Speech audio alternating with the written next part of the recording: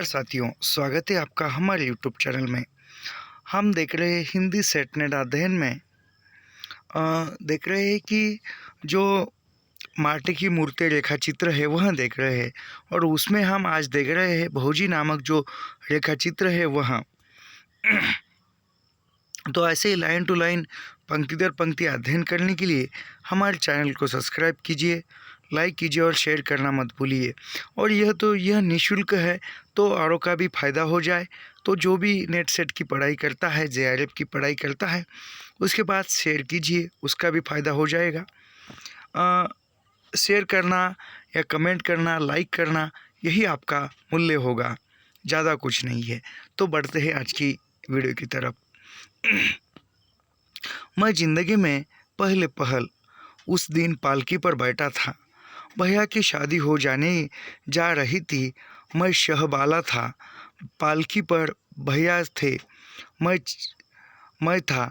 चार मुंडे मुसंडे का कहार हमें ढोए जाते। यानी लेखक जो थे उस समय में छोटे थे, और लेखक के भाई की शादी हो रही थी, और शादी के समय में पहले ज़माने में जो पालकी पर दूल्हा दुल्हन को बिठा कर ले जाया करते थे, वह पालकी जो थी वह आदमी पकड़ते थे कंधे पर, तो लिए जाया करती। आज के ज़माने के जैसे उस ज़माने में कार या कोई अच्छी सी गाड़ी नहीं थी, तो वो पालकी में दुल्हन और दूल्हे को लिया जाता था। तो उसी प्रकार वह लेखक के जो भाई है उसकी शादी हो रही थी, और उस शादी में जो पालकी में दूल्हा है दुल्हन है, और उनके साथ यह लेखक जो छोटे हैं, शहबाला यानी छोटे हैं, तो वह भी उनके साथ बैठे थे। और जो धष्ट पुष्ट चार पुरुष है, वह जो पुरुष उस पालकी को लिए जा रहे थे अपने कंधे पर।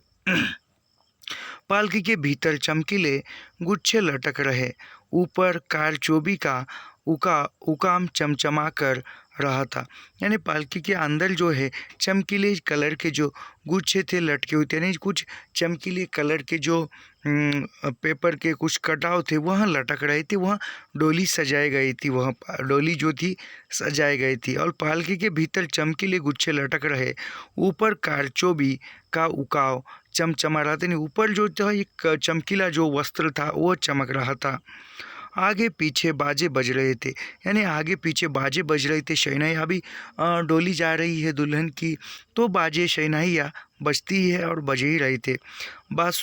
शहनाई, बाँसुरी, ताशे, सिंधे, यानी वो सब कुछ जो शहनाइयाँ बज रही थी, एक धूमधाम से शादी की तैयारियां हो रही थी। सबको मिलाकर एक अजीब ढंग का शब्द हो रहा। बगल में बल्लम लिए और पताका फहराते पायक चल रहे। यानी एकदम शोर हुआ, एकदम वहाँ जमी भीड़ ने आवाज़ लगाई कि बल्लम को बगल में लिए, यानी अपने पति को या अपने पत्नी को बगल में लिए साथ बिठा कर लिए चल रहे हैं। हमारे बोदल ठाकुर हजाम हम पर चवल डुला रहे। घोड़े तो सवारों को लेकर सर से आगे निकल गए थे। हाथी के घंटे हम सुन रहे थे, यानी जो हाथी घोड़े पर बारात जा रही थी, जो उसकी जो घंटियाँ थी हाथी घोड़े की, वह लेखक सुन रहे थे। भैया सजे सजाए थे, रंगीन चमकदार कपड़े पहने, सिर पर जरी की टोपी दिए। यानी जो भैया जो थे लेखक के, वहाँ तो दूल्हा थे, यानी वहाँ उनकी शादी थी, तो वहाँ सजे धजे थे, एक अच्छे चमकीले कपड़े पहने हुए थे, और वहाँ सिर पर उसके एक टोपी थी। उनके मस्तक पर चंदन की अजीब छाप थी। आँखों में काजल था। यानी वह किस प्रकार उस दूल्हे का मेकअप किया था यह बता रहे। उसके माथे पर या मस्तक यानी माथे पर एक चंदन का लेप लगाया हुआ था। आँखों में काजल था। एक रुमाल से वह मसे भीगी हुई है, जिस पर अपने उन अधरों को ढाप हुए थे। यानी वो एक रुमाल पर ऐसे वो रुमाल से आंखें पोंछ रहे थे। न जाने भैया के मन में क्या क्या भाव उठ रहे थे। यानी उस भाई के मन में क्या क्या, अभी शादी हो रही है उसकी तो खुशी होगा बेचारा, तो उसके मन में न जाने क्या क्या भाव उठ रहे होंगे। लेखक सोच रहे हम नहीं। हम सिर्फ पढ़ रहे हैं। किंतु मैं तो मस्त था अपनी इस पहली बारात यात्रा पर, बाजे गाजे पर।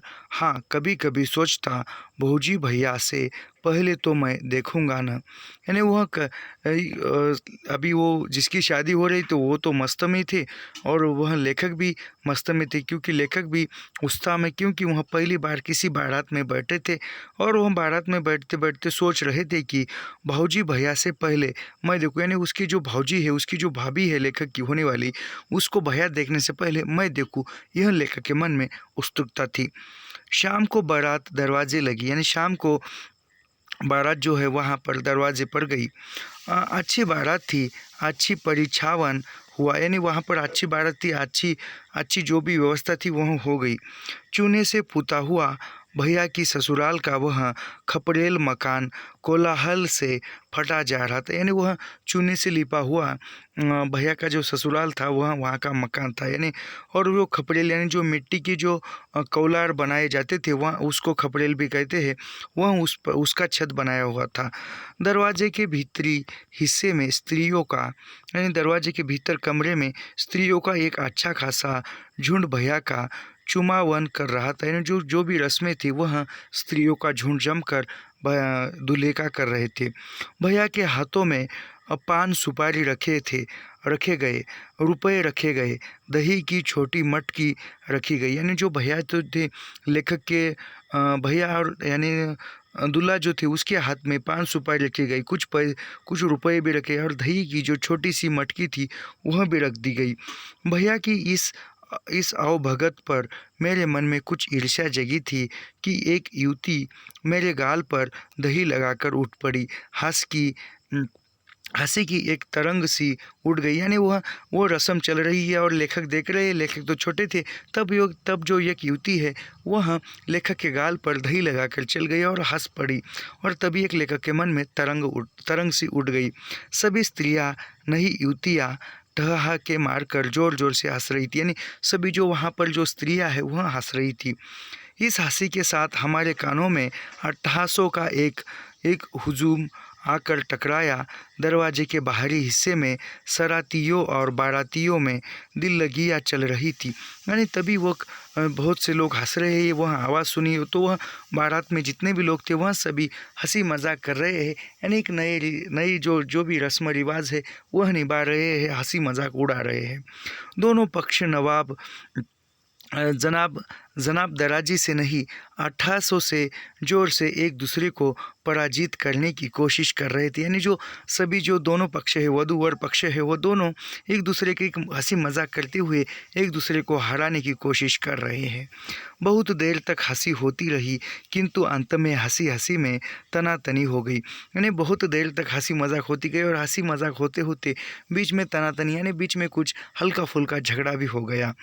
मक्खन में मानो रेत मिल गई, यानी उस मक्खन जो था उसमें किसी ने रेत मिलाई गई। बारात में मेरे फूफा जी भी आए हुए थे, यानी बारात में जो लेखक के फूफा जी भी आए हुए थे। मेरे फूफा जी गोरे खूबसूरत नौजवान थे, यानी लेखक के जो फूफा जी थे वह गोरे नौजवान यानी खूबसूरत थे, एक हैंडसम थे आज के शब्दों में। चंपारण में उसका घर था, यानी चंपारण जो स्थान था उसका वहाँ पर फूफा जी का घर था। उस ज़माने में उनके यहाँ सिर पर जुल्फ रखाने का रिवाज था, यानी उस ज़माने में सिर पर जुल्फ यानी सिर पर बाल रखने का रिवाज था। शौकीन नौजवान सिर पर लंबे घुंघराले बाल रखते थे, यानी जो शौकीन थे, जिसको शौक़ है जुल्फ यानी बाल रखने का, वह पुरुष जो नौजवान पुरुष है अपने सिर पर बालों को रखते थे, लंबे लंबे बाल, जिन्हें कंघी से दो हिस्सों में बड़ी सुंघराई से बांटे रहते थे, यानी जो कंघी से जो सिर का जो हिस्सा है उसको दो भागों में उस बालों को बांटकर कंघी करते थे। भैया की ससुराल का गांव संस्कृति के लिहाज से बहुत पिछड़ा था, यानी जो भैया का जो गांव था वो ससुराल था, वह जो गांव जो भी संस्कृति थी उस संस्कृति से पिछड़ा हुआ था, यानी संस्कृति से दूर था। इनमें तो शक ही नहीं, फूफा जी के इन बालों पर किसी ने भद्दा मजाक कर दिया। यानी वो जो भी संस्कृति है, जो भी नए रीति रिवाज है, उन गांव वालों को पता नहीं था। तो उस भैया के ससुराल वाले ने उस फूफा के बालों पर किसी ने मजाक कर दिया। फूफा जी शरीफ थे, चुप रहे, किंतु हमारे पक्ष वालों ने इसे बुरा मान लिया। यानी फूफा जी जो थे वह शरीफ थे, उस फूफा जी ने कुछ नहीं कहा, कुछ नहीं कहा, आवाज़ नहीं उठाई। लेकिन किसी जो फूफा जी जो थे वह दूल्हे के भी फूफा जी थे, तो वह दूल्हे के पक्ष वाले ने किसी ने आवाज़ बुरा माना और आवाज़ उठा लिया, और उसके अपमान को अपने सर्वश्रेष्ठ आदरणीय अतिथि का अपमान समझे। यानी उसका जीजा का अपमान हुआ, फूफा का अपमान हुआ, तो उस अपमान को वह सभी का अपमान समझकर एक अच्छा अतिथि का अपमान समझा, और बात बढ़ गई। बात में बात बढ़ गई। किसी ने गुस्से में कह दिया, बारात लौटा ले चलो। फिर क्या था, एक अजीब हुंदड़ंग मच गया। यानी किसी में गुस्से में कहा कि बारात जो है वह लौटा कर चलो। अब पहले ज़माने में शादियाँ जो थी वह बहुत दिनों तक ही सभी रस्मों रिवाजों के साथ चलती थी। रात में जाए, वो आज के जैसे नहीं थे कि सुबह जाए और रात को शादी हो जाए, दोपहर को शादी हो जाए, शाम को घर आ जाए। इस तरह की शादियाँ नहीं होती थी। पहले ज़माने में तो बहुत अच्छी खासी रस्में रिवाज थी, मैंने भी सुना है, मैंने तो देखा नहीं है। ऐसे ही किसी ने कहा गुस्से में, बारात को लौटा ले जाए, वापस लिया जाए।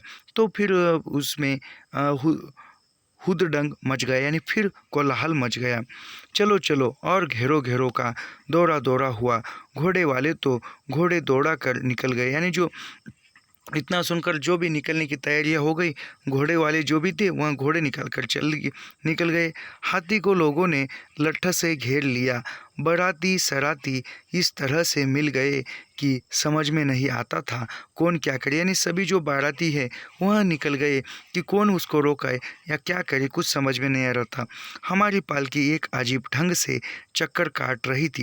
यानी लेखक की जो पालकी है वह एक अजीब तरह से चक्कर काट रही थी, क्योंकि जो घोड़े हाथी पर आए हुए, वह तो घोड़ा हाथी को मारपीट कर ले जा सकते हैं, लेकिन इनकी पालकी को कोई लोग जो पुरुष है वो उठा कर ले आए थे, और वह पुरुष तो चले गए होंगे।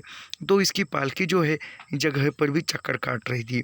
कभी एक पक्ष उसे 10 गज आगे घसीट ले जाता, तो कभी दूसरा पक्ष 10 गज पीछे। यानी कभी उस पालकी को कोई थोड़ा सा आगे खींचता था, तो कोई पीछे खींचता था।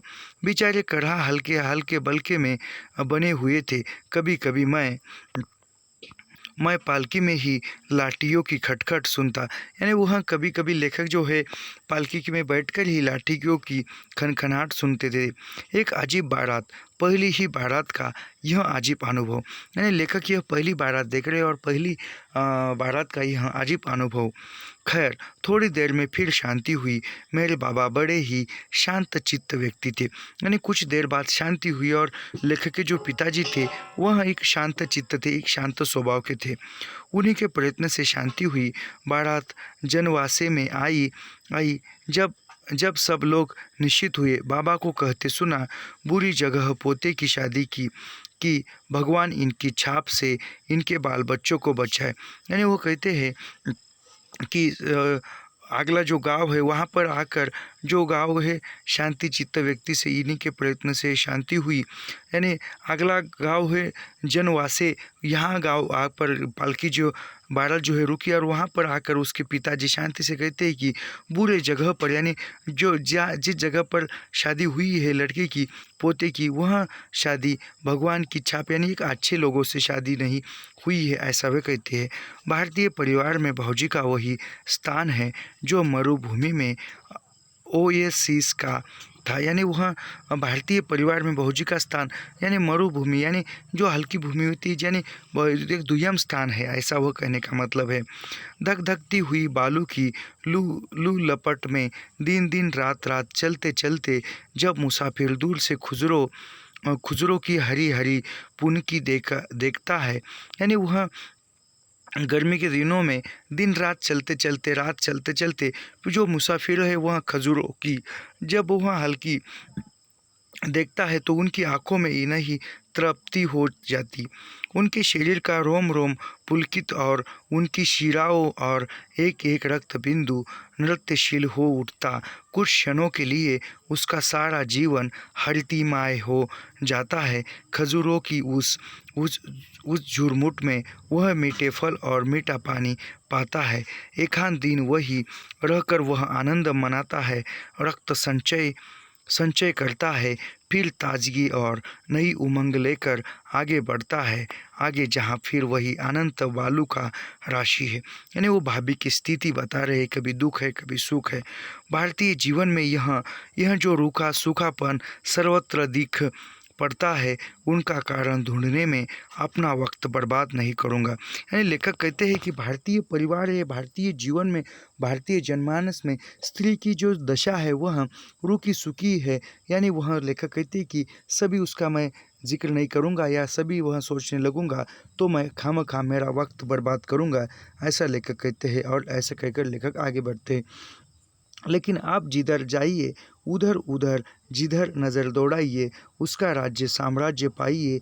खींचा खींचा चेहरा, रसहीन नयन, दुबला पतला शरीर, मुरझाया मुर्दोसा मन, यही है भारतीय मानवता का साधारण ढांचा। यानी लेखक ये खुद की भावजी के लिए भावजी के बारे में बताकर ये खुद की भावजी को वहाँ लेखक के पूरे भारतवर्ष में फैली हुई स्त्रियों का चित्रण करते हैं कि हर घर की जो स्त्रियाँ है वह उसके चेहरे पर खींचातानी, रसहीन यानी चेहरे पर कोई उत्सुकता नहीं है, उसका शरीर दुबला पतला मुरझाया हुआ यानी एक ज़बरदस्ती जीवन जी रहे हैं ऐसा दिखाई देगा।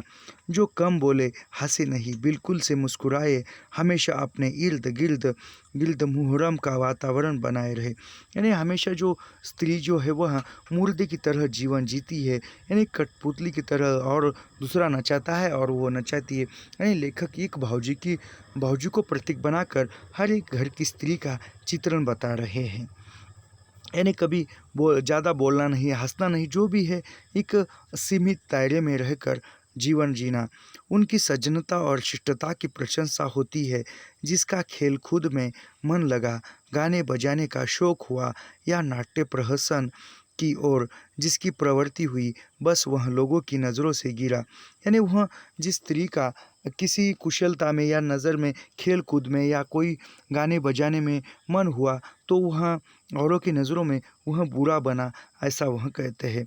मानता हो हम होली खेलते हैं, विजया मनाते हैं और दिवाली सजाते हैं। यानी लेखक कहते हैं कि मानते हैं कि हम होली खेलते हैं, यानी होली को रंग उड़ाया जाता है। विजय यानी दशहरे को विजया यानी विजयादशमी यानी विजया जो है दशहरे को खेलते हैं, दीपावली सजाते हैं दिए लगाकर, किंतु वे हमारी ज़िंदगी के पसिंग फेज है हमारी। यानी वो होली दिवाली दशहरा मनाते हैं फिर भी वो ज़िंदगी में नहीं है।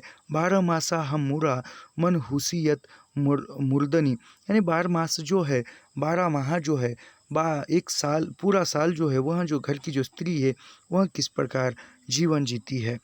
परिवार को ही लीजिए, पति अपनी पत्नी से बचे बचे फिरने की कोशिश करता है। यानी एक परिवार में ही पति तो है अपनी पत्नी से बचे बचे रहता है, यानी दूर दूर रहता है। पत्नी की शर्म या संकोच का क्या कहना, यानी पत्नी जो है उस शर्माती है और उस संकोच से क्या कहना। चुप चोरी से मिलो, होठ होठ से बातें करो और देखो हंसी घूंघट या रुमाल में बाहर न निकले। यानी उस ज़माने में, आज के ज़माने में तो ऐसे नहीं, उस ज़माने में परिवार के सामने पति पत्नी एक मिल भी नहीं सकते थे। पति जो है अपनी पत्नी से खुलकर बात भी नहीं कर सकते थे। जो भी बात करनी है वह परिवार वालों के नज़रें बचा कर या छुप कर बात करनी पड़ती है। लेकिन आज के ज़माने में ऐसा नहीं है, आज के ज़माने में अब बिल्कुल बदल चुका है। तो वह एक संकुचित, तो पति होकर भी इतना कुछ करता है तो पत्नी तो है वह शर्माती संकोच ही करती थी। चुप चोरी से मिलो यानी चुपके से मिलना, होठ यानी एक धीमे स्वर में बात करना, हंसी घूंघट या रुमाल से, यानी जो भी हंसी है बात है वह मुंह पर रुमाल रखकर या घूंघट रखकर भी करना, यानी किसी को सुनाई न दे, किसी को हमारी बात सुनाई न दे, यह इस बात को ध्यान रखकर ही बातें करते थे। बेटी बेटे अपने पिता माता के सामने हंसना इटलाना बुरा समझते थे। यानी घर की जो बेटी है बेटे है वह पिता या माता पिता या अन्य घर के बड़े बुजुर्ग है उनके सामने हंसना, बातें करना या इटलाना यानी मौज मजा मस्ती करना यह बुरा समझते थे। किसी के घर में अगर कोई वृद्ध पितामह बचे हैं तब तो मानो सबके मुंह पर ताला लग गया। यानी किसी घर में किसी परिवार में तो सबसे जो वृद्ध लोग हैं या सबसे वह वृद्ध पितामह है या बुजुर्ग है तो उसके घर में सभी जो परिवार है वह सभी बोलते नहीं थे, काम से काम ही रखते थे। जवान बहनें भाई के सामने आने जाने में संकोच करती है तो भाई भी उससे अलग अलग रहने की कोशिश करता है। यानी घर में जो यदि जवान बहन है या एक जवान बहन है तो अपने भाई के सामने भी वह आने जाने में संकोच करती है, भाई से भी पर्दा करती है, ऐसे वे करती है और भाई भी उनसे दूर दूर रहता है। छोटे भाई की पत्नी की छाया बड़े भाई पर नहीं पड़नी चाहिए। यानी छोटे भाई की पत्नी है तो उसकी जो छाया है यानी बड़े भाई की पत्नी पर नहीं पड़नी, बड़े भाई की छोटे भाई की पत्नी की छाया बड़े भाई पर यानी जेठानी यानी पति का जो बड़ा भाई होता है उसकी छाया यानी उसकी जो दुल्हन है जो छोटे भाई की जो पत्नी है वह बड़े भाई जो पति का जो बड़ा भाई है उसको हमेशा घूंघट ओढ़े सिर पर पर्दा लगाए वह हमेशा रहती थी। बहू ये सास को देखते ही सहम उठती है। यानी उस ज़माने से बहू है जो वह सास को देखकर ही सहम उठती है या डरती थी। बहू जो भी बहू है वह अपनी सास को डरती थी, लेकिन आजकल वैसा नहीं चल रहा है। आजकल तो कहते हैं कभी सास भी बहू थी, घर घर की कहानी हो गई है, तो ये अलग बात है। जेठानी सास नंबर 2 का काम करती है। यानी जो जेठानी सास जो है वह नंबर 2 का यानी कुछ हल्का फुल्का काम है वह करती थी।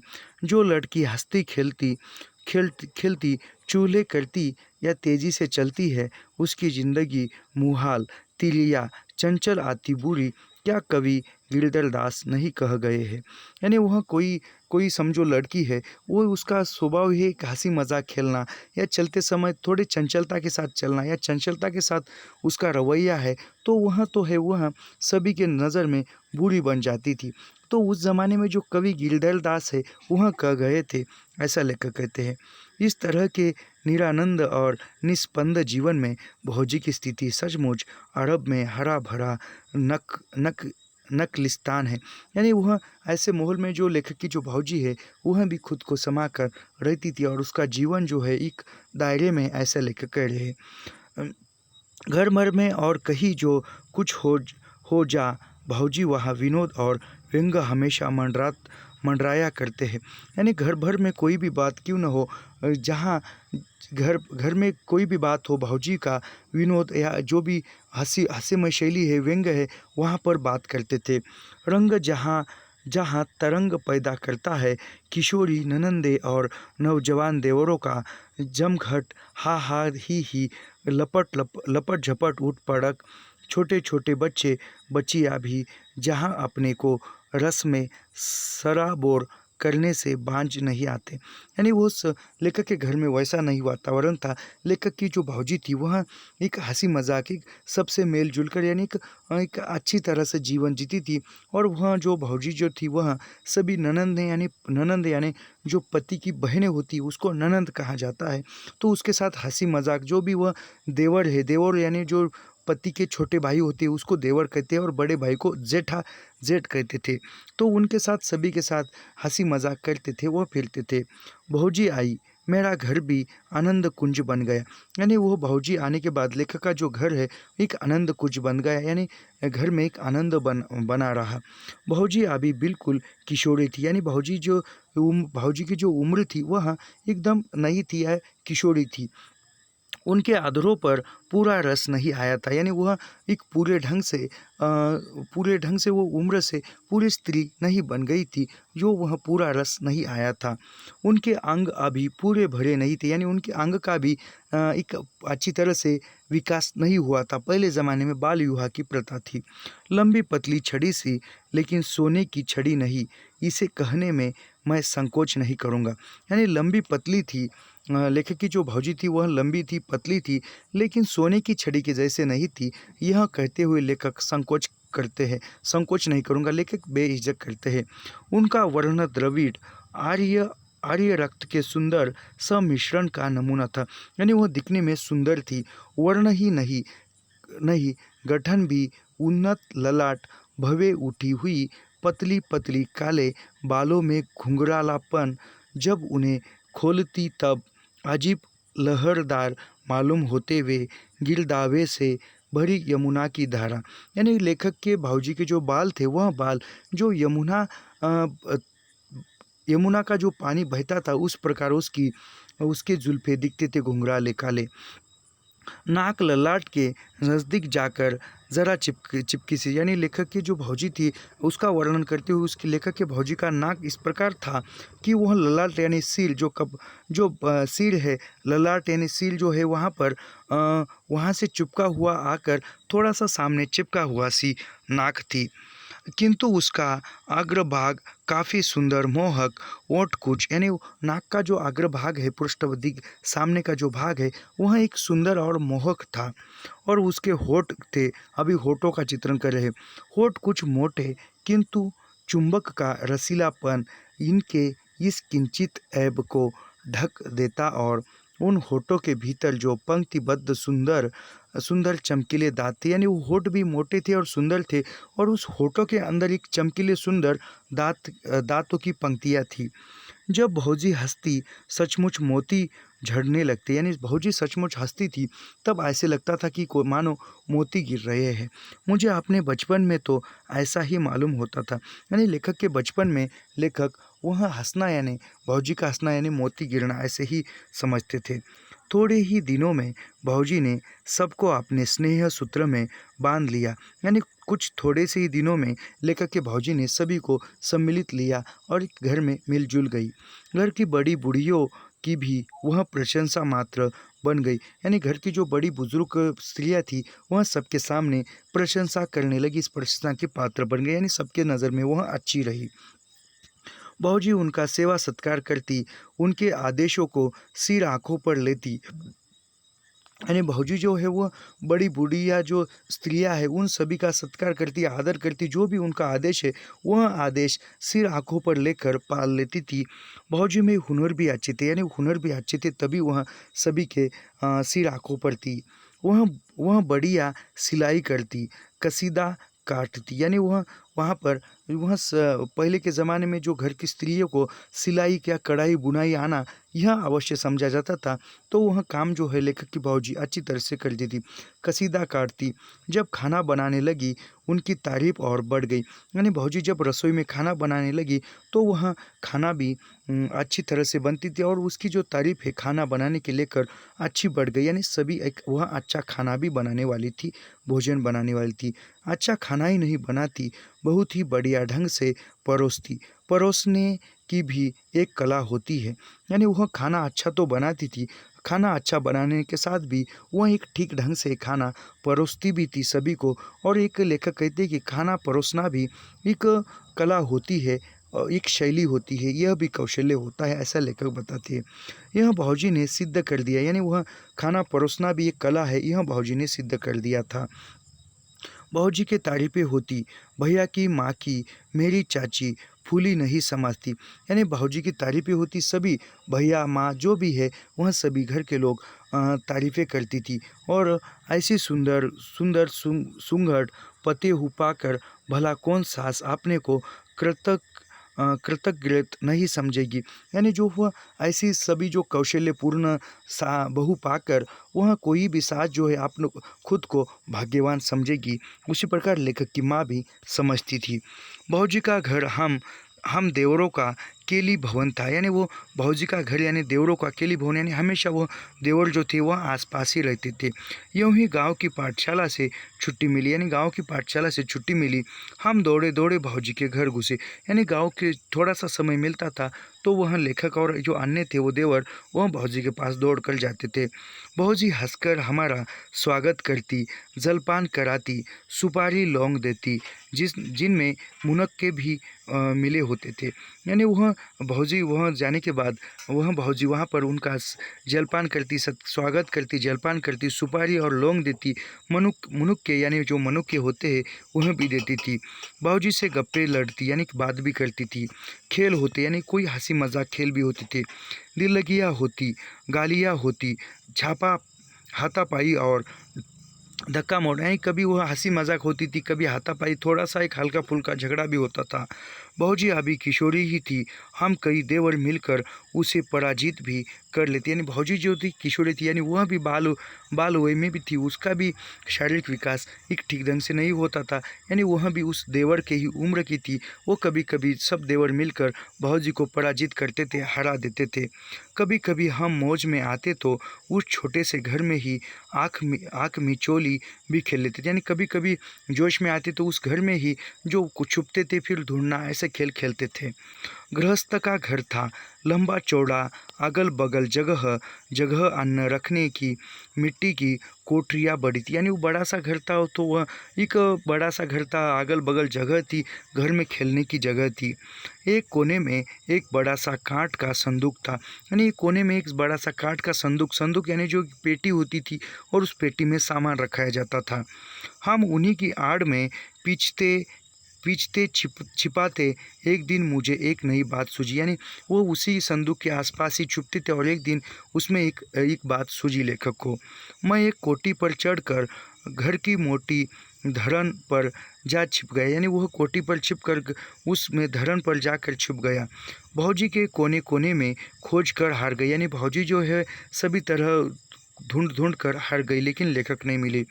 कोठियों की ओर में, संदूक के पीछे और नीचे मैं नहीं मिला, यानी कोठियों के ओर में, यानी लेखक जो थे कोठी के अंदर थे तो यहाँ वहाँ देखे लेकिन लेखक नहीं मिला। फिर कोठियों के पेट में भी झांकना शुरू किया, फिर कोठी के अंदर झांकना शुरू किया। फिर इस समय धरन पर से ठास कर उठा, यानी फिर उस समय लेखक ठास कर उठे, चिल्लाकर उठे। वह चौकी चकित हुई। तब तक मैं कोठी पर होते उनकी गर्दन पर था, यानी तब तक वह लेखक जो थे ऊपर जो थे वह ऊपर थे और वह ऊपर से तब तक वह चौकी चिल्लाए, तब तक वह लेखक जो थे उसके कंधे पर थे भौजी के। वह मुझे लिए दिए खाट पर आ रही, हंसते हंसते हम दोनों के पेट में गुदगुदी लग गई, यानी वो दोनों हंस रहे थे और हंसते हंसते लोटपोट हो गए थे। उस साल जो पहली होली आई उसकी बात मत पूछे, यानी उस समय भौजी आने के बाद पहली होली आई तो उस साल तो बहुत मज़ा किए। बसंत पंचमी से होली का दहन तक 1 महीना 10 दिनों तक हम रंग में सरोबार थे, यानी लगभग 1 महीना 10 दिनों तक उसने होली खेली, वसंत पंचमी से लेकर जो होली होने तक। कहीं से खेलते कूदते आए तो भौजी से ही हमारे गालों में हुदक्का दे दिया या हमने ही उसके गालों पर अमीर मल दी, यानी कहीं पर आए तो कभी भौजी लेखक के गालों पर रंग लगा दी थी तो कभी लेखक उसके गालों पर अमीर यानी रंग लगा दी थी। खास होली के दिन पहले तो हमने उन्हें खूब मिट्टी पानी से दबोच दिया और दोपहर के बाद तो बिल्कुल रंग में ही उसे डुबो दिया, यानी वह होली के दिन ही, होली के पहले ही मिट्टी पानी से उसने होली खेली भाभी के साथ और फिर दोपहर के बाद बिल्कुल रंग में ही डुबो दिया। गांव भर के ननंदे और देवर आए थे, सब ने अपने मन के अरमान निकाले, यानी गांव भर के जो भी ननंद थे, जो भी देवर थे, उन सभी ने मिलकर भाभी के साथ होली खेली थी। सबकी खातिर बात भौजी ने उसी प्रेम भाव से की, यानी सभी की खातिर, सभी का स्वागत, सभी का मान सम्मान है प्रेम भाव से किया था। सबकी ज़बान पर भौजी की तारीफ थी। लोग यह भूल ही गए कि भौजी उस गांव से आई है जिसकी निंदा करते ही सभी बाराती लौटे थे, यानी सब लोग भौजी की तारीफ करते हुए भूल गए थे कि भौजी उस गांव से आई है जिस गांव से निंदा कर बारात लौट आई थी। इसके 10 बरस बाद की बात है, यानी 10 साल होने के बाद की बात है। मैं आप शहर में पढ़ता हूँ, कभी कभी ही घर पर जाना होता है, यानी लेखक आप शहर में पढ़ने आए और कभी कभार वह घर जाते थे। घर भी वह पुराना घर नहीं रह गया, यानी घर भी आप पुराना नहीं, घर भी बदल गया है। समूचा शिराज बिखर चुका है, एक ही घर में कई चूल्हे चल रहे हैं, आपस में बाट बखार हो चुका है, यानी एक ही घर में कई चूल्हे, पहले एक ही घर में सभी मिलजुल कर रहते थे, सभी वहाँ जो है संयुक्त परिवार था, तो वहाँ एक ही चूल्हे पर भोजन बनता था, सभी जो है मिलजुल कर खाना भोजन करते थे। लेकिन अभी जो है घर का बंटवारा हो चुका है, एक ही घर में कई चूल्हे जल रहे हैं, यानी बंटवारा हो गया, अलग विभाजन हो गया है। ऐसा चाचा और भैया भी जुदा हो चुके हैं, यानी चाचा और भैया जो थे वह भी अलग रहने लगे हैं। भौजी भी हमसे अलग है, यानी भौजी भी अब अलग होकर रहने लगी है। उनकी सास मेरी चाची मर चुकी है, यानी लेखक की जो चाची है भौजी की सास, वह अब मर चुकी है। अब भौजी ही अपने घर की मालकिन है, यानी भौजी भी अब उस घर की मालकिन है, क्योंकि सास नहीं है। उनकी गोद में एक बच्चा है, मेरा प्यारा भतीजा। अभी भौजी को भी एक बच्चा हुआ है, जो कि लेखक का प्यारा सा भतीजा है। लोगों ने चूल्हे ही नहीं अलग हुए हैं, दिल भी जुदा हो चुके हैं। यह बात सबसे अच्छी है, यहाँ पर बताते हैं लेखक लोगों के चूल्हे यानी भोजन बनाने का चूल्हा ही अलग नहीं हुआ है, एक दूसरे से जो दिल है वह भी जुदा हो चुके हैं। न प्रेम भाव है, न वह शील स्वभाव। सारा घर कलह में फंसा हुआ है, यानी सारा कल जो है कलह में फंस चुका है, यानी एक दूसरे के मन में जो आत्मीयता है, जो मानवीय प्रेम है, जो वह नहीं रहा है। एक दूसरे से वह बिखर चुके हैं, यानी तन से तो बिखर ही चुके हैं, तन से जुदा ही हो चुके हैं, तो मन से भी जुदा हो चुके हैं। मर्द तो भरी दिन काम धंधे में फंसे रहते हैं, यानी जो पुरुष है वह दिन भर काम धंधे के लिए बाहर जाते हैं, काम धंधा करने ही व्यस्त रहते हैं, अलग अलग खेत खलियानों में लगे रहते हैं। किंतु औरतें तो एक ही आंगन में रूटीन के 2-4 काम, खाना बनाना आदि करती और बाकी समय में हुक्का पी पी कर झगड़ती। यानी पुरुष जो है काम करने के लिए खेत खलियानों में बाहर जाते थे, लेकिन स्त्रियां जो है वह घर में जो नित्य काम है वही करती थी।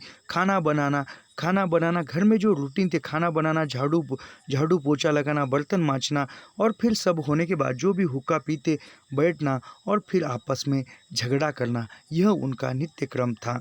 खाना बनाते समय भी उनके मुंह बंद नहीं रखने तो ज़रूरत नहीं होती, यानी खाना बनाते समय भी वह कुछ ना कुछ स्त्रियां जो है वह बोलती थी।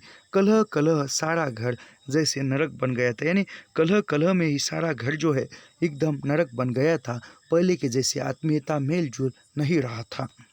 घर के कुछ बुजुर्ग जैसे बाबा या बड़े चाचा खाने आते तो कुछ देर के लिए जैसे विराम संधि हो जाती, यानी घर में कोई बुजुर्ग पुरुष बाबा या चाचा खाना खाने के लिए घर आते थे, तो तब कुछ थोड़ा सा शांत वातावरण हो जाता था। नहीं तो कलह का चरखा दिन रात चल जाता, यानी कलह का एक दूसरे के प्रति द्वेष लगाकर बोलना या अपमानित कर कर बोलना, यह रात दिन स्त्रियों में चलता था। हाँ, निद्रा माही भले ही उनमें कुछ घंटों का व्यवधान कर दे, यानी नींद आने पर उनमें कुछ थोड़ी सी शांति प्रकट होती थी। उन कलह में थोड़ी सी व्यवधान यानी कुछ अंतराल होता था। और इस कलह में भौजी का स्थान कुछ पूछिए मत। खानदान और प्रासंगिक वातावरण का क्या असर होता है, यानी इस कलह में भौजी का जो स्थान था वह तो बहुत सा ये हो चुका था, अलग हो चुका था। लेखक कहते कि वह पूछिए मत। खानदान और प्रारंभिक वातावरण का क्या असर होता है, स्पष्ट देखिए, यानी उस क्या असर होता है, ये क्या होता है, असर होता है, यह देखिए, स्पष्ट देखिए, ऐसा कहते हैं। 10 वर्षों तक जो बारूद राख के नीचे ढपी थी वह अचानक विस्फोट कर उठती है, यानी जो भाभी जो है वह 10 बरस तक ही सबसे मिलजुल से साथ रहती, स्नेह के साथ रहती थी, वह अचानक एक विस्फोट की तरह बोलने लगती थी।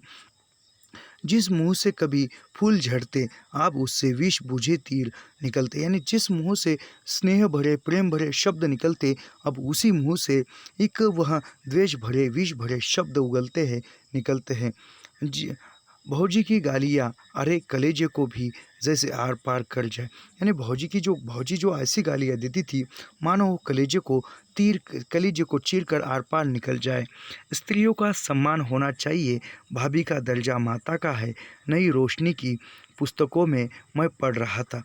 यानी वो स्त्रियों का सम्मान होना चाहिए, ऐसे भाभी का जो दर्जा है वो माँ समान होता है।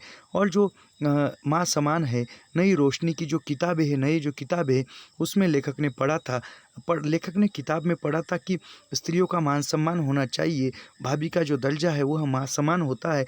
किताब में पढ़ा था, लेकिन वास्तव में घर में क्या देख रहे हैं लेखक। फिर मैं एक एक दिन धीरज खो बैठा, यानी लेखक जो है एक दिन जो भी वो उसने धीरज रखा था, जो भी वह शांति धारण की थी, वह खो बैठे। मैं घर की इस कलह से दूर रहने की कोशिश करता, यानी लेखक जो है घर के इस वातावरण से, कलह से भरे वातावरण से दूर रहना पसंद करते थे। बहूजी के बच्चे को दिन भर कंधे पर लिए चलता। मैंने कल्पना भी नहीं की थी कि भाऊजी के बानों का निशाना मुझे भी होना पड़े। यानी भाऊजी के बच्चे को लेखक जो है दिन भर संभालते थे, कंधों पर लेकर खेलते थे, घूमते थे। लेकिन एक दिन भाऊजी के जो शब्द होते हैं, बानों बानों की तरह जो शब्द होते हैं, वह शब्द एक बार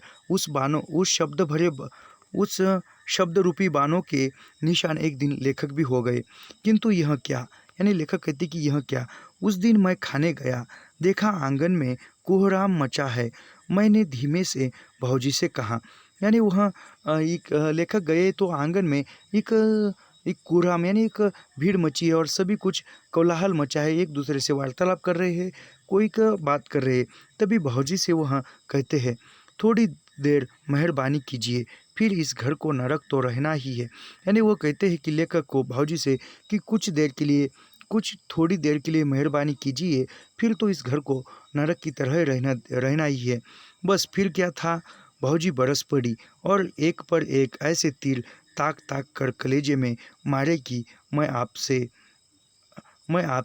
नहीं रहा मैं आपे से नहीं रहा। यानी वो फिर भाभी जी एक से एक कहकर ऐसे शब्दों के तीर चलाने लगी कि वह तीर से लेखक का जो कलेजा है वह चीरता गया और लेखक को भी गुस्सा आया। क्रोध में पागल हो बेहोशी में क्या करने जा रहा था, यह तब पता चला जब देखा भैया मुझे पकड़े हुए है और भौजी घर के किवाड़ बंद कर चित्कार रही है। यानी वह लेखक इतने क्रोधित हुए और क्रोधित होने के बाद वह भौजी को मारने के लिए जा रहे थे और तब उसकी जो भौजी है वह भाग कर जाकर किवाड़ दरवाज़ा बंद कर घर में छुप जाती है और लेखक के भैया जो उसको पकड़ते हैं तब वह होश में आते हैं और होश में आने के बाद देखते हैं कि उसकी जो भौजी है वह दरवाज़ा बंद करके अंदर से चित्कार रही है, आवाज़ लगा रही है। यह नहीं कि भैया मुझसे झगड़ रहे थे या भौजी पर मैंने हाथ जोड़ा था। यानी वह कह रहे कि भैया जो है मुझसे झगड़ रही है या भौजी से मैंने लेखक ने हाथ जोड़ा था। मुझे अपनी ओर बढ़ते देखकर पहले तो उन्होंने ताने पर ताने दी, यानी मुझे अपनी ओर यानी लेखक को भैया की ओर बढ़ते हुए ताने दिए। जैसे मैं उससे रुक जाऊंगा, फिर भागकर घर में बंद हो गई और ज़ोर से चिल्ला पड़ी। यानी फिर वो भाभी है भागकर घर में गई और बंद हो गई, यानी दरवाज़ा बंद किया और चिल्ला पड़ी। मैंने उन्हें पीटा ही हो, यानी जैसे लेखक ने उसको मारा हो, पीटा हो, उस प्रकार वो चिल्ला उठी।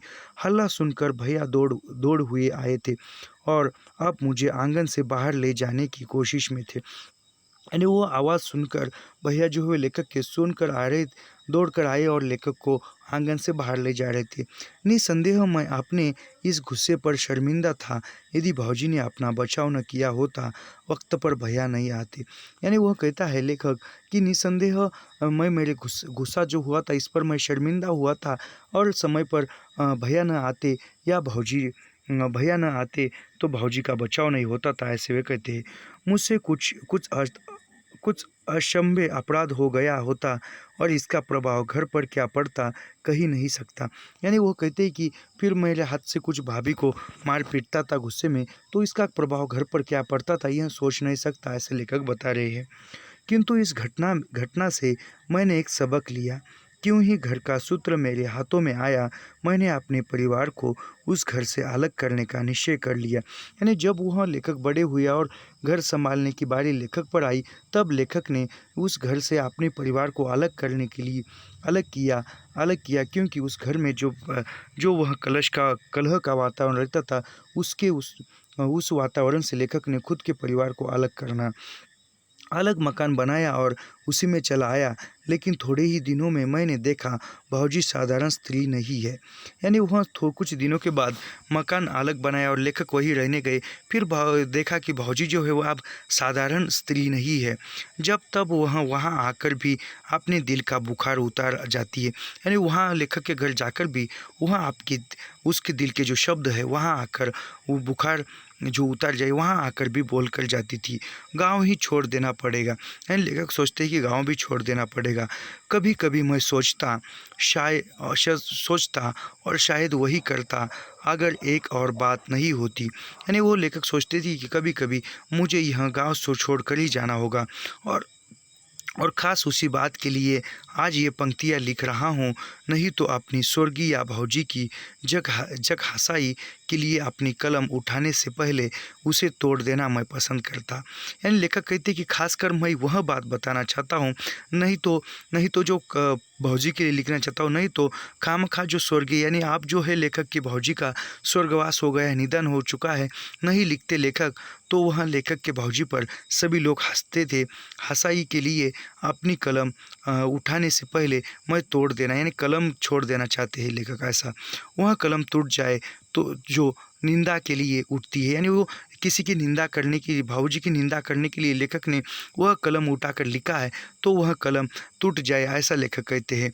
हमारे एक दोस्त है, यानी लेखक के एक दोस्त है, एक संपादक दोस्त, कट्टर राष्ट्रीयतावादी और हम है समाजवादी। यानी लेखक एक दोस्त है, वह जो है राष्ट्रवादी है और लेखक जो है समाजवादी है। अंत ऐसे मौके आते ही रहते हैं कि हमसे नाराज़ होकर अपने पत्र के कॉलमों को हमें खरी खोटी सुनाने में सर्फ करते हैं। यानी कभी कभी वह संपादक जो दोस्त है वह उसके पेपर के कॉलम में वह एक खरी खोटी सुनाते थे। उनकी निर्मम आलोचनाएं हम तिलमिला उठते हैं, यानी उसकी आलोचनाएं सुनकर या पढ़कर लेखक जो है तिलमिला उठते हैं। किंतु यह देखा है, जो ही सरकार ने हम पर प्रहार किया या किसी दकियानुसी अखबार ने हमारी निंदा की, बस उनकी आलोचनाओं की बैटरी उस ओर मुड़ी। यानी किसी ने आलोचना की या किसी ने निंदा की तो उसी पर आवाज़ उठाई है, ऐसा लेखक बताते हैं।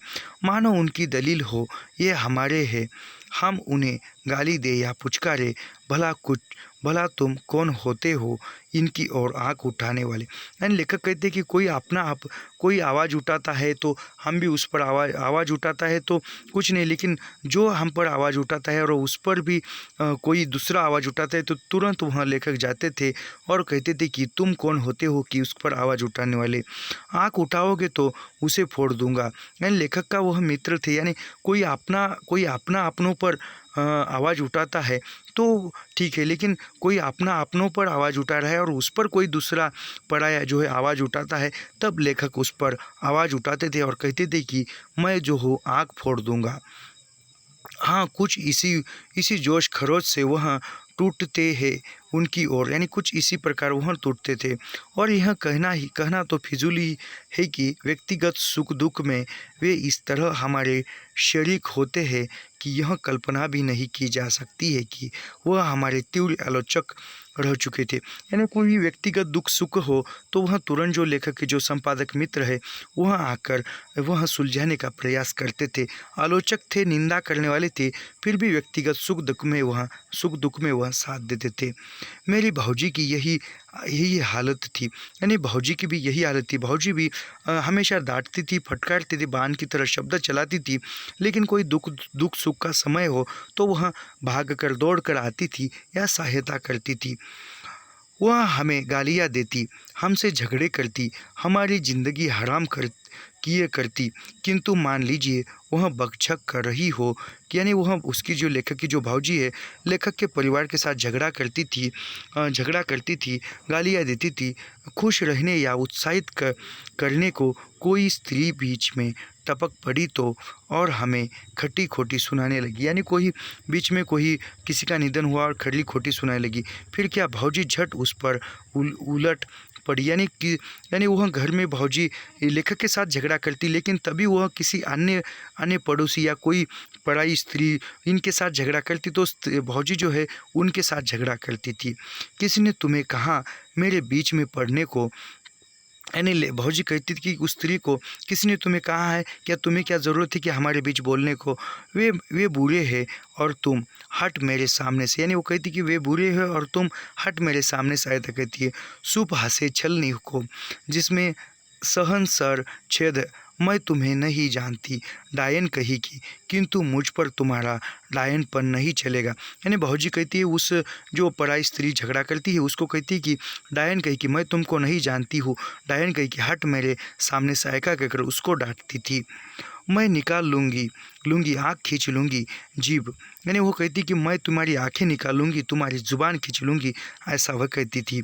ओझा बुला के नंगी नचवा दूँगी, मैं नहर में है एक ओझा की, जिसे देखते ही डायने कपड़े खोल देती है। हाँ, यानी वो कहती है कि मैं जो हो तुम्हारा बुरा हाल करूँगी, ऐसा वे कहती है। वे बुरे हैं तो तुम्हारा क्या बिगाड़ा, मैं समझ लूँगी उनमें मैं दैबल हूँ। यानी वो कहती कि वे बुरा है तो वे बुरे लोग हैं तो तुम्हारा उसने क्या बिगाड़ा है, हमारा तो घर का मामला है, हम कुछ भी करें, ऐसा वे कहती है। निकल यहाँ से, यानी निकल यहाँ से, ऐसा कहकर उसको डांट कर निकलती थी। यूँ ही क्या क्या क्या न बक लगी, यानी कुछ ऐसे ही कुछ बककर वह ये करती थी। वह बेचारी भोचक चुप रफू चक्कर हुई, यानी वह जो वह अन्य जो स्त्री है भाभी की बातें सुनकर भाग गई, रफू चक्कर हो गई, यानी गायब हो गई, भाग गई, यहाँ से चली गई। नहीं तो हमसे झगड़ा छूटकर उसी से जुटा, और इन ज़बान के झगड़ों में कौन उनसे पार जाए।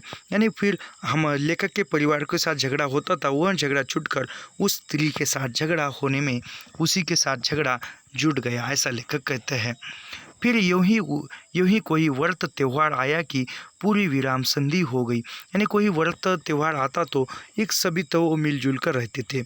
यूँ ही यानी संधि होना यानी मिलजुल होना। यूँ तो भौजी का बदन इस तरह का कसा हुआ था कि वह हमेशा ही अपनी उम्र से छोटी दिख पड़ती थी।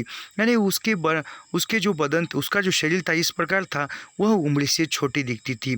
40वें वर्ष में भी चेहरे पर दांतों में चमक, छाती पर उभार, चाल में मदमस्तानापन, किंतु व्रत त्योहारों में अपने को सज धज कर रखने से कभी न सूझती। यानी 40 की उम्र हुई थी, फिर भी वह शरीर में एकदम एक अच्छी खासी गटीलापन था, दांतों में चमक, वही छाती में वही उभार, यानी एक अच्छी खासी एक क्या कहेंगे हम इसको, एक मस्त मोहलत थी। और वह जैसे तरुण यानी तरुण स्त्री रहती है उसी प्रकार, जवान स्त्री रहती है उसी प्रकार थी। किंतु किसी व्रत त्यौहार आता तो वह सज धज कर भी जाती थी, यानी सजने धजने में भी, कोई मेकअप करने भी वह कोई कमी न करती थी। होली में तो जैसे पागल हो उठती, यानी होली का त्यौहार आए तो वह पागल हो उठती थी। अपने अवधस चिंता से जर्जर देवरों को खोज खोज के बुलाती, हाथापाई करती, कीचड़ में उन्हें नहलाती और स्नान आदि के बाद उन पर आबिर व आबर रख डालती। यानी वह सभी देवरों को ढूंढ कर निकाल कर उनके साथ होली खेलती थी, रंग खेलती थी, कीचड़ में भिगवाती थी, पानी डालती थी, और फिर स्नान वो सब कुछ हो जाने के बाद फिर वह मान सम्मान यानी डालती। स्नान आदि के बाद उन पर आबिर व अबरक डालती थी। ऐसी एक भी होली की मुझे याद नहीं, अब भौजी के हाथ से मिट्टी पानी, अरीब अखरब पानी और मालपुए गुलगुले खाने का मौका नहीं मिला हो। यानी ऐसी कोई भी होली नहीं कि जो भौजी के साथ उन्होंने होली नहीं खेली हो, और वहाँ जो भी वहाँ खाने के पदार्थ थे वह नहीं खाए हो भौजी के हाथ के। भौजी का बेटा सयाना हो चला था, लड़की भी काफ़ी बड़ी हो चली थी, यानी भौजी का जो बेटा था वह सयाना यानी बड़ा हो चुका था, और भौजी की जो लड़की थी वह भी बड़ी हो चुकी थी। भौजी का लड़का यानी लेखक का भतीजा, भौजी की लड़की यानी लेखक की भतीजी। भाऊजी आप इन बच्चों को होली खेलने दीजिए, हम आप देखा करें। यानी लेखक कहती कि भाऊजी को कि आप इस बच्चों को होली खेलने दीजिए, आप हम लोग नहीं खेलेंगे, देखेंगे। भाऊजी बोली, वाह बबुआ, जवानी ढल गई तो क्या मन भी ढल गया। यानी वहाँ लेखक कहते हैं भाऊजी को, आप तो हम होली नहीं खेलेंगे, आप हम सिर्फ देखेंगे और यह बच्चे खेलेंगे, बच्चे खेलते हैं हम देखेंगे। तो भाऊजी जवाब कहती थी कि वाह बबुआ, जवानी ढल गई तो क्या हुआ, लेकिन मन तो नहीं ढला है। यानी मन में हमेशा जो है तरानापन, सयानापन है वह होना चाहिए। बच्चे अपनी होली खेले, हम अपनी खेलते हैं। यानी भाऊजी कहती कि बच्चे जो है वह अपनी उनकी तरीके से होली खेलेंगे, हम भी अपनी तरीके से अपनी होली खेलेंगे। उनके अपने दिल, हमारे अपने दिल। भाऊजी का रोआ रोआ रोआ हंस रहा था। यानी भाऊजी कहती कि बच्चों का दिल बच्चों के साथ है, हमारा दिल हमारे साथ है, और वह बच्चे बच्चे की होली खेलेंगे, हम हमारी होली खेलेंगे, ऐसे कहकर वह हंसती थी। और बच्चों से उनका कितना स्नेह रहता था। यानी बच्चों से वह प्रेम करती थी। इन झगड़े झमेलों के बीच भी मेरे घर आती और मेरे बच्चों को ऊपटकन और तेल लगा लाती। यानी वह झगड़ा तो करती थी, और झगड़ा करते ही वह आती थी, लेखक के घर आती थी और बच्चों को तेल लगाकर, उटन लगाकर वह स्नेह करती थी, प्यार करती थी। उन्हें गोद में लेकर खेलाती, हंसती। एक बार देखा, मेरे बच्चों को गोद में लिए उसकी माँ से झगड़ा रही थी, और यूं ही बच्चा रो उठता झट अपना स्तन उसके मुंह में रख देती। यानी वह एक बार लेखक का जो बच्चा है, वह लेखक के बच्चों को गोद में लेकर ये कर रही है, खेल रही है, और उस बच्चे के, यानी लेखक की पत्नी से वह झगड़ा कर रही है। बच्चा रोता है तो तुरंत उसको स्नेह दिखाती है। एक दिन इसी तरह का उसका कलह मेरी रानी से चल रहा था कि मेरे बड़े बच्चे के रोने की आवाज़ आई। यानी एक दिन लेखक के पत्नी के साथ भी लेखक के भौजी का झगड़ा चल रहा था, और तभी लेखक का बच्चा रोता है। झगड़ा छोड़ यह कहती हुई दौड़ी, किसने मेरे बच्चे को मारा। यानी झगड़ा छोड़कर वह दौड़ी आई कि किसने मेरे बच्चों को मारा कहकर। बाज सी झपटती उस ओर गई, और मैंने देखा बच्चे को लिए दौड़ी आ रही है। बच्चा ज़ोर ज़ोर से रो रहा था। यानी वह एक झट से वह बच्चे के पास गई और बच्चे को लेकर दौड़ कर चली आ रही है। अभी वो झगड़ा कहाँ गया पता नहीं। उसे बिटकी ने डंक मारा था। यानी उसकी जो बिठनी है उस पर डंक मारा था। बच्चे को मेरी रानी की गोद में रख दौड़ी दौड़ी गई, किरासन तेल ले आई, गेंदे की पत्तियाँ ले आई, और जहाँ डंक मारा था वहाँ लगा दिया। यही देहाती दवा थी। बच्चा थर थर काँप रहा था। डंक ज़्यादा जहरीला था, उसे बुखार हो आया।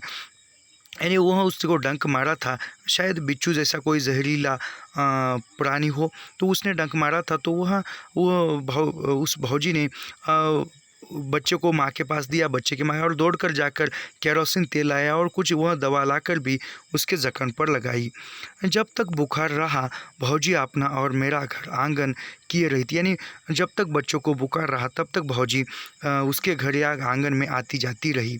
एक जून तो उनके घर में चूल्हा तक नहीं जल सका।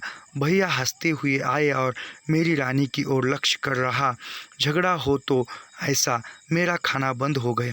यानी वो कहते हैं कि भैया जो है वह लेखक के घर आकर लेखक की पत्नी की ओर देख कर कहते हैं कि झगड़ा हो तो ऐसा कि मेरा खाना बंद हो गया। यानी झगड़ा हो गया और भोजन ही नहीं बनाया।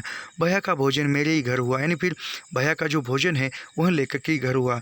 तभी तो आज भौजी नहीं है। मेरी रानी अपने को उनके दोनों बच्चों की धर्म की माँ समझती है, और उन दोनों की शादियों में उसने क्या क्या न किया। यानी वो भौजी तो नहीं रही है, उसकी भौजी का निधन हो गया है, और उस भौजी के जो बच्चों की माँ, लेखक की जो पत्नी है, उसको धर्म की माँ समझती है, और माँ समझकर उन बच्चों की शादियों में उसने क्या क्या नहीं किया। यानी लेखक की पत्नियों ने क्या क्या नहीं किया।